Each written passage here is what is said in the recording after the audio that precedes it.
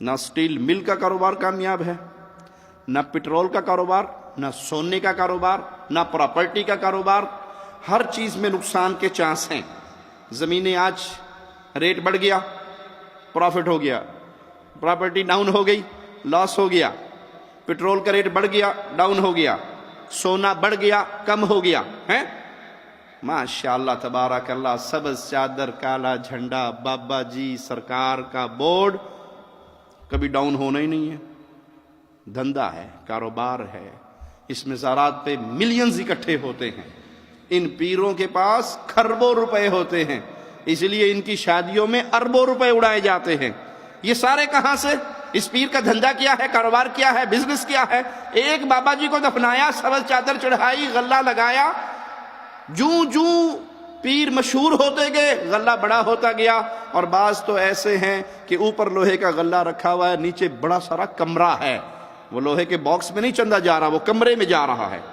اور وہ ماہانہ نذرانے کھربوں تک پہنچے ہوئے ہیں. پاکستان ایک ایسا ملک ہے جہاں کسی شہر، گاؤں، دیہات میں اچھا اسکول، کالج اور ہسپتال ہو نہ ہو، مگر دربار اور مزار ضرور ہوگا. مزارات اور دربار سدا بہار کاروبار ہے. اسٹیل ملز سے لے کر PIA تک، ریلوے سے لے کر PTV تک، ہر ادارہ خسارے میں چلتا رہا، مگر مجال ہے جو کبھی مزارات کا بزنس ماند پڑا ہو. اس بزنس کو زوال نہیں ہے. پنجاب کے بعد سب سے زیادہ مزارات آزاد کشمیر میں ہیں. صرف کشمیر کے درباروں اور مزارات کی سالانہ انکم 159.809 ملین روپے ہیں. لاہور کے معروف دربار میں صرف جوتے رکھنے کا ٹھیکہ 2 کروڑ روپے پر ہوتا ہے، جبکہ اس ایک دربار کی 25 کروڑ 97 لاکھ 1,569 روپے ریکارڈ انکم ہوئی. مزار پیر مکی سالانہ انکم 48 لاکھ روپے،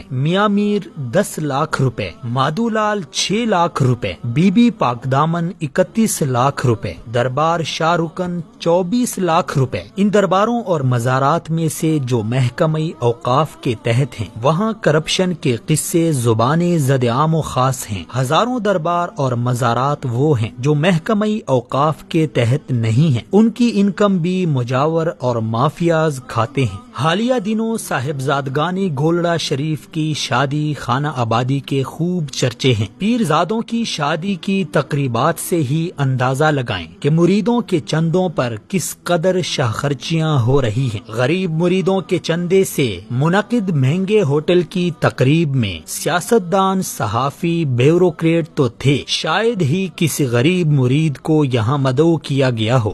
ہم کو تو میسر نہیں مٹی کا دیا بھی، گھر پیر کا بجلی کے چراغوں سے ہے روشن. سال گزشتہ راول پنڈی کے ایک پیر صاحب کے بیٹے کی شادی میں محتاط اندازے کے مطابق 1 ارب روپے کی فضول خرچی کر دی گئی. موصوف کے اسلام آباد کے پوش علاقے میں کئی بنگلے، کئی پیٹرول پمپ اور کئی شادی ہال ہیں، اور یہ سب اساسے گدی نشینی کی دین ہیں. مریدوں کے خون پسینے کی کمائی سے کھڑا کیا بزنس ہے. مستزاد یہ کہ ان درباروں میں وہ شرمناک کام ہو رہے ہیں جس سے انسانیت کا سر شرم سے جھک جاتا ہے. انہی درباروں میں بیٹھے جعلی پیر مذہب کی بدنامی اور شرمندگی کا باعث بن جاتے ہیں. کچھ عرصہ پہلے نیو ٹی وی کے پروگرام پکار میں انہی درباروں میں سے ایک دربار کے مجاور کرنٹ بابا نے انکشاف کیا کہ وہ اب تک 700 بے اولاد خواتین کے ساتھ ریپ کر چکا ہے. ان میں سے ایک 10 سالہ معصوم بچی بھی شامل تھی جسے 2 بار اس درندے نے اپنی ہوس کا نشانہ بنا ڈالا. کرنٹ بابا اپنے استاد کا نام سرکٹ بابا بتاتا ہے. شاگرد کے شکار کا یہ حال ہے تو استاد کا آپ خود اندازہ لگائیں. یہ سب خواتین ان جاہل پیروں اور عاملوں کے پاس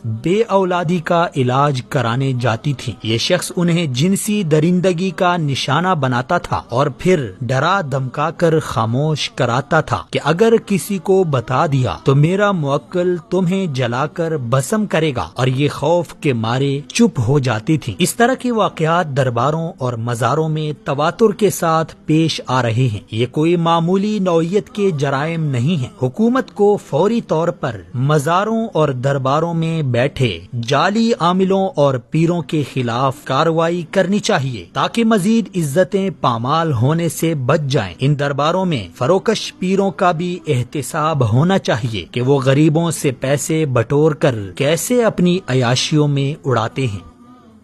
یہ کاروبار ہے، یہ بزنس ہے جو آپ کو اندھا کر کے کیا جا رہا ہے۔